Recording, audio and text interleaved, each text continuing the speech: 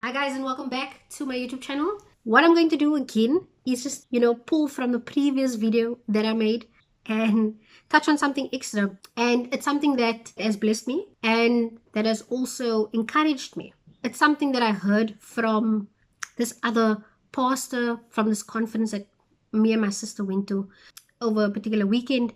And it was just really blessed. But anyway, what was mentioned there was that, and this is something that resonated with me because sometimes we forget this thing, that we are actually of a royal kingdom. When we become followers of Jesus Christ, when we become Christian, when we put on that ambassador's cloak, we are actually established into a kingdom, which means that we live out our lives within the principles of the kingdom. And mind you, like I'm saying, I'm basically mentioning what I heard from this pastor.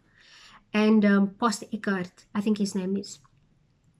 But so you live out your life, right, as though you are in this kingdom. And he says something so interesting there. He mentions that, what is a kingdom? Like you have a kingdom, but what is that kingdom about, right? You have principles within it. What is those principles of? Who decides those principles? And then what he says is, well, the king, because it's the dome of the king, right? Kingdom. And so the center of that kingdom then is God. And he mentions this other thing also, that we represent Christ. We represent the king because we are of that kingdom. So what we do represents the king. And what happens is that he says this thing where, if there's a misrepresentation there, if we misrepresent him, that reflects bad on the king. And he said that it's possible that people, hold the king accountable for what his followers are doing. And when we think of that, and the misrepresentation thing I touched on as well in terms of marriage and relationships within the church. But it was just interesting to know that I'm not going to highlight the misrepresentation thing, but I want to highlight the fact that we are part of a royal kingdom. We are part of a royal kingdom. To emphasize this thing that God is the king. And so we are his followers, meaning that we are here to operate within that space and within that mind and within that understanding, and that understanding of his will, that understanding of his principles, that understanding of his kingdom, that understanding of him and what he wants and his heart for his kingdom, right? And knowing that and understanding that because he is king, he has power. He has power, he has wisdom, he has experience. And saying even these things are almost like, I don't want to say humanizing God a bit, but those words are too small for who he is, right? But just to make it make sense.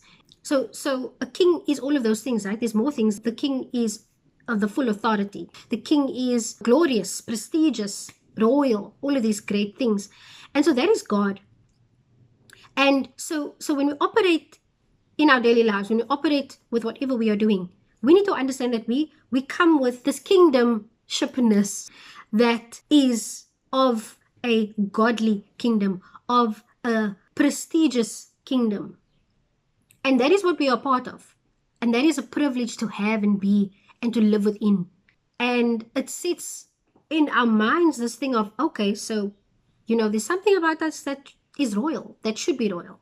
Are we operating in this royalness that we are called to, or that we claim to be part of?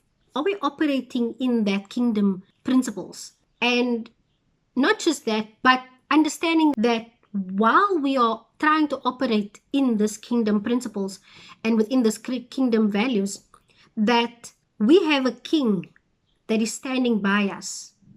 A king with all those characteristics, with all those resources, with all that power, essentially.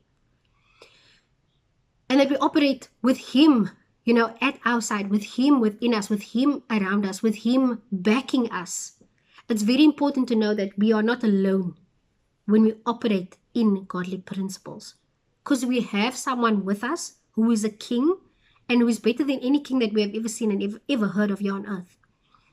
which means that in our minds we should understand that he is unmatched. And so when we walk about, we are ambassadors of something royal. We are ambassadors of someone and some being who is royal and beyond our most intensively glorious imaginations, right? And royal imaginations, beyond all of that. And so this is who we have by our side. This is who we have when we walk and do the things that God has called us to do and be and think. And so that should give us confidence. That should put a kick in our step, in the sense that we are proud and we have faith in him, and we are happy and joyful and amazed and thankful to be part of his kingdom, and understanding that he is the king, understanding that he is our God. But anyway, I wanted to leave you guys with that. We are of a royal kingdom. We have a king that stands with us in our plight for his kingdomship here on earth. And I pray that you are blessed by it. I pray that God opens your eyes, and I pray that God gives you the confidence to step into that thing that he wants you to do and yet that he has called you to do. Anyway, I pray that this bless you. I pray that this encourages you. I hope you have a great day further, and I hope that you have a great week further, and God bless.